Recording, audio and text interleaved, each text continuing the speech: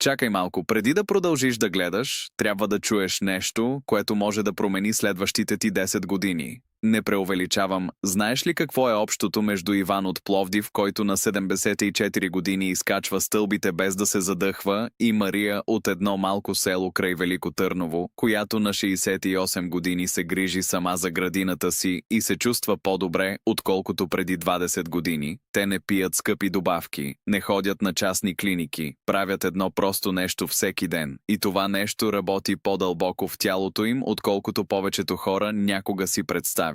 Днес ще ти разкрия 5 истини за това какво се случва в тялото на човек над 60, когато се движи редовно. Не са теории от учебник, не са съвети от списание. Това са реални промени, които се случват отвътре навън. И ако останеш до края, ще разбереш защо може би вече се случват и при теб, без дори да го осъзнаваш. Нека започнем с нещо, което почти никой не ти е казвал досега. Ако напоследък усещаш, че кожата ти изглежда малко по-свежа, че ставите те болят по-малко сутрин, или че се събуждаш с повече желание за деня, не го приписвай само на случайност. Тялото ти говори с теб. И то казва нещо много важно. Представи си Елена от Варна, на 71 години. Цял живот е работила като учителка. След пенсионирането започнала да се чувства все по-тромава, все по-уморена. После решила нещо съвсем малко. Всяка сутрин, преди закуска, тръгвала пеш до пазара и обратно. 30 минути. Нищо повече. След 3 месеца лекарката й попитала дали е сменила нещо в начина си на живот, защото кръвните изследвания изглеждали значително по-добре. Защо стана това? Защото движението събужда процеси в клетките, които иначе заспиват с годините. Тялото започва да почиства стари повредени структури и да строи нови. Не се нуждаеш от маратон, не се нуждаеш от фитнес зала, нуждаеш се от постоянство. Тихото, редовно движение изпраща сигнал към всяка клетка в тялото ти. Ние сме живи, ние работим, продължавай. Не е твоя вина, че никой не ти го е обяснил така преди. Просто никой не се е спрял достатъчно, за да ти каже колко дълбоко работи тази проста истина. Но сега идва нещо, което ще те изненада още повече. Нещо свързано не с тялото ти, а с главата ти. Много хора след 60 започват да се оплакват от едно и също нещо. Забравят имена, губят нишката на разговора, търсят думи, които преди са идвали сами, и си казват: ами, такава е възрастта, нормално е. Но чакай, дали наистина е нормално, или просто е следствие от начина, по който живеем? Вземи Георги от София, на 69 години, пенсиониран инженер. Преди 3 години забелязал, че се концентрира все по-трудно, дори когато чете вестника. Приятелите му го убеждавали, че е само от годините. Но той решил да не се предава така лесно. Започнал да ходи пеш всеки следобед в Борисовата градина. Около 40 минути, без телефон. Само той и крачките му. След половин година нещо се случило. Не само, че се чувствал по-бодър, но и забелязал, че паметта му работи по-добре. Успявал да се сеща за неща по-бързо. Разговорите с внуците му ставали по-живи и по-интересни. Той самият не могъл да повярва. Причината е проста, макар и невидима. Когато се движиш, кръвта тече по-добре към мозъка. Частите, отговорни за паметта и ученето, получават повече кислород, повече хранителни вещества. И мозъкът, колкото и да сме на години, запазва способността да се адаптира и да расте, ако му дадем правилния сигнал. Движението е може би най-евтиното и достъпно средство за грижа за ума. И не е нужно да решаваш кръстословици по цял ден. Достатъчно е да се движиш. Спри за секунда и се запитай: кога за последно се е случвало да се чувстваш ясно в главата след разходка? Ако отговорът е скоро, четеш правилното нещо в правилния момент. Сега ще говорим за нещо, което засяга почти всеки, ако е над 55. Нещо, за което хората не обичат да говорят на глас, но го носят с тях всеки ден. Теглото, метаболизмът. Усещането, че тялото ти вече не реагира така, както преди. Много хора след 60 се оплакват, че дори когато не ядат много, все пак натрупват. Мускулите намаляват. Коремът расте. И независимо какво правят, нещата сякаш не се движат. Истината е тази. Метаболизмът не спира изведнъж. Той се забавя бавно, тихо, почти незабележимо. И главната причина не е само възрастта. Главната причина е липсата на движение. Помисли за Стоян от Русе. На 79 години. Цял живот е работил в земеделието. Физически активен човек. Но след пенсионирането започнал да седи повече. Телевизия, вестник, малко разходка до магазина. Теглото му се покачило. Захарта в кръвта му се вдигнала. Докторът му казал да внимава. Тогава Стоян се върнал към нещо старо – градинарството. Всеки следобед по час-два работел в двора си. Съдял, копаел, грижал се за домати и чушки. 3 месеца по-късно, при следващото изследване, захарта му се върнала в норма. Теглото му паднало с 4 килограма. Без диета, без хапчета. Какво се беше случило? Мускулите му отново работели, а активните мускули са като малки фурни, изгарят, регулират, поддържат баланса в тялото. Колкото повече ги използваш, толкова по-добре работи цялата система. Не е нужно да броиш калории. Не е нужно да гладуваш. Нужно е да даваш на тялото си сигнала, че все още работи. Движението е този сигнал. Понякога малката промяна е точно това, което спасява здравето ти. И не е нужна голяма жертва. Нужно е само решение. Но сега ще ти кажа нещо, което може би не очакваш да чуеш в подобно видео.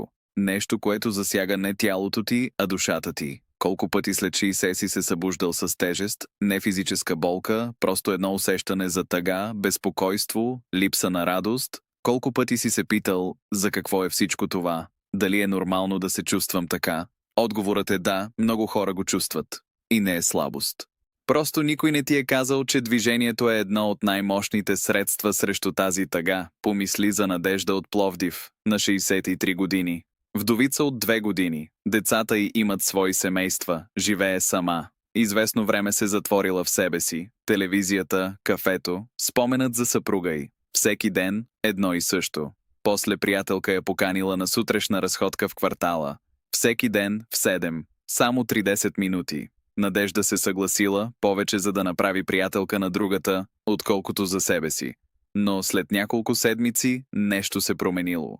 Не знаела как да го обясни. Само казвала, чувствам се по-лека. Започнала да забелязва птиците, цветята по балконите, усмивките на минувачите, малките неща, покрай които преди минавала невидими. Причината е в химията на мозъка. Движението стимулира освобождаването на вещества, които подобряват настроението по естествен път. Не веднага, не магически, но тихо и стабилно, с всяка следваща разходка. Ако имаш близък, който се е затворил в себе си след определена възраст, може би най-добрият подарък, който можеш да му дадеш, не е нещо купено от магазин. Може би е просто покана за разходка. Емоционалното здраве и физическото здраве не са разделени. Те вървят заедно. И движението е мостът между тях. Но сега ще говорим за последното нещо. Може би най-важното от всичките 5. Защото засяга независимостта ти. Засяга достоинството ти. Засяга способността да живееш на своите крака. Едно от най-честите страхове на хората след 65 е падането. Не само болката след падане, а страхът преди него. Страхът да не тръгнеш сам по стълбите. Страхът да не минеш по хлъзгав тротуар. Страхът, че тялото ти вече не те слуша. Но ето какво малко хора знаят. Балансът, силата на краката, координацията, всичко това не е само въпрос на гени или възраст. Това е въпрос на тренировка. Тихо, бавно, ежедневно. Помисли за Димитър от едно малко село край Стара Загора. На 82 години. Остарял фермер.